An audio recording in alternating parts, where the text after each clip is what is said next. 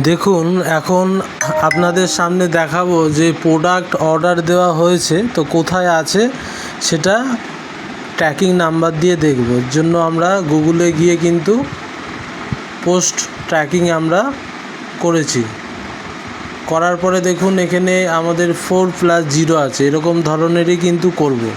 যদি অন্য কোনো সংখ্যা থাকে 1 2 3 4 ওই পাশের গোল যে সার্কেলটা আছে ওটা ক্লিক করে করে যতক্ষণ এরকম প্লাস সাইন আসবে ততক্ষণ করে যাব।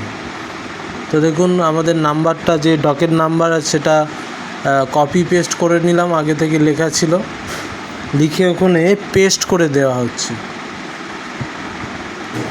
পেস্ট করে সার্চ ওখানে 4 লেখা হবে, 4+0 = 4 হবে, তাহলে ওখানে 4 লিখে দেওয়া হবে খোপে।